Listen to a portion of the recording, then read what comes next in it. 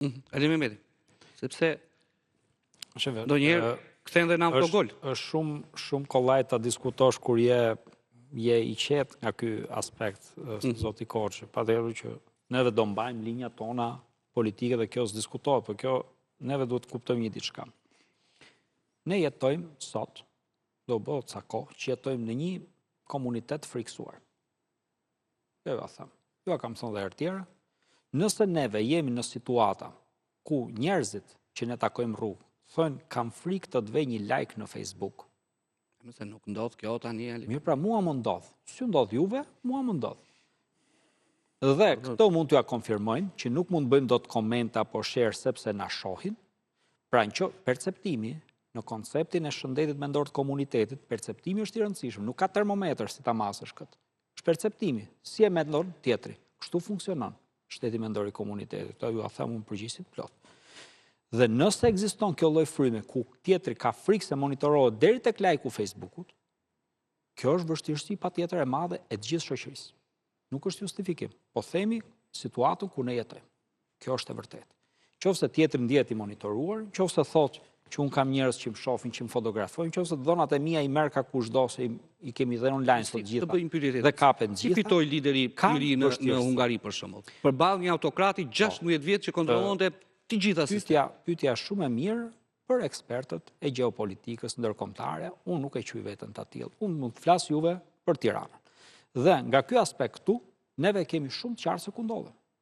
Patjetër, dhe ne mendojmë këtë gjë që kushdo që dëshiron të bëjë protesta, qoftë parti politike, qoftë grup shoqëror, qoftë etj, mund t'i bëjë. Nuk është se i ndalojmë neve me protestën tonë, ndalojmë një protestë tjetër. Nuk ndodh kjo. Fakt është që vetëm Partia Demokratike është në terren këtë drejtim. Ky është fakti. Pra, nuk qëndron ajo që thot zoti Korçi përmes kësaj të mban. Është partia e madhe opozitare që po e bën këtë gjë. Mund ta bëjnë të tjerë shumë mirë. E kanë bërë tjerë 100 e ca ditë ndërtja drejt i klapit. Shumë dhe e kanë përgëzuar personalisht dhe publikisht. Po pra, zoti Korçi bëri këtë analizë që tha, PD-ja proteston për arsyet e vet ata. Për veten e vet, jo për të rrëzuar maxhorancën. Nuk ka një diskutim se kush është forca më e madhe, kush është forca më e vogël, tash kjo është harxojmë kohë. Dakord me të numrat publike. Neve, po numrat janë fund fare ditës. Po s'mjaftojnë. Dhe në qoftë se dikush ka një mendim më të mirë, ka një iniciativë më të fortë, më efektive, po patjetër më. Po patjetër më është e hapur, le të bëj, le e mbështesim me shumë kënaqësi. Absolutisht. Por çështja është që ky është realiteti ku ne jetojmë. Dhe neve jetojmë një vend ku ne kemi një apati pleqërore dhe një arati rinore. Se të trinjt i kanë zbuar, shumicën ndërmuese. Zoti Ali Mehmeti. I dini numrat, i dini shifrat. Qëndrojmë pra këto, po pse nuk përkthehen në masivitetin qytetar në besim pra? Po pse ja shpjegova. Po nuk është kjo kërcënohet nga Facebooku tani ku jetojmë në Juve s'ju pëlqen. Ka qenë një kohë përpara kur edhe Partia Socialiste këto lloj akuzash bëshin. Shive, këto po ndrojmë palët dhe diskutojmë po të njëjtat gjëra, po pse janë masive, po sa numër.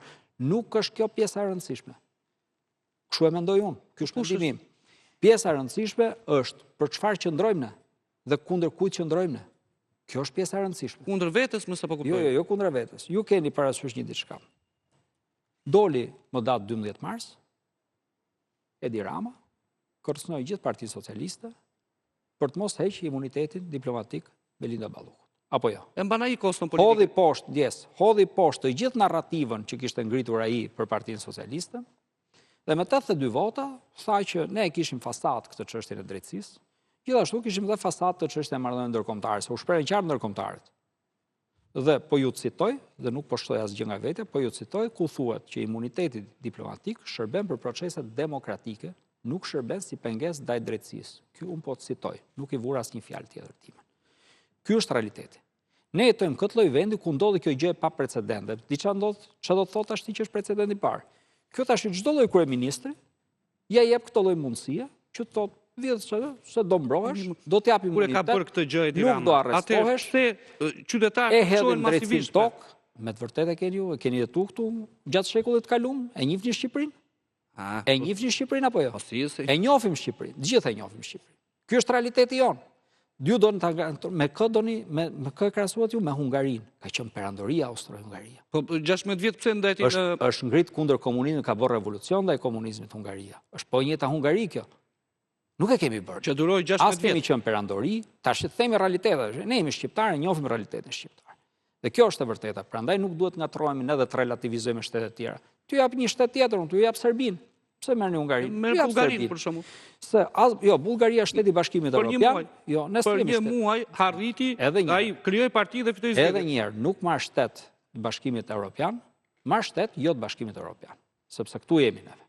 Unë i marr Serbinë, me kë ka marrëdhënien e ngushta Edi Rama? Me Vučićin i ka. Çfarë linje nxjerr? Po të njëjtat linjë. Po të njëjtën linjë kanë ndjekur. Edhe me Orbanin i kishte. Absolutisht është kryeministri më i mirë i Serbisë është Edi Rama. Absolutisht. I ka shërbyer, absolutisht. Po ne këtë do shohim. Open Balkanin kush e krijoi? E krijoi Europa, e krijoi Amerika apo e krijoi Edi Rama? Me Vučićin. Hajde t'i bijmë Albin Kurtit, të dy bashkë.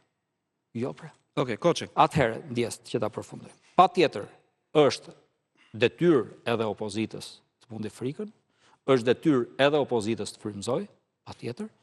Numrat, nuk po themi neve që numrat janë të rëndësishëm, por nuk janë kondicio sine qua non. Pra dhe me numra më të vegjël janë arritur shumë më tepër, pse? Se unë e kam kaluar një herë këtë gjë këtu.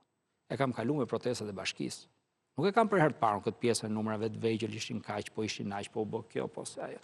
I kam parë se ato protesta që u bën ato sollën rezultat. Jo. Po çfarë thash që në fjalë të parë? Nuk janë procese të ndara njëra nga tjetra. Janë procese që shkojnë sinkron, si pjesët e një simfonie. E nga ky aspekt i kam dëgjuar, po procesi filloi, vazhdoi dhe po shkon drejt përfundimit. Unë e di se ku shkon dhe ky proces.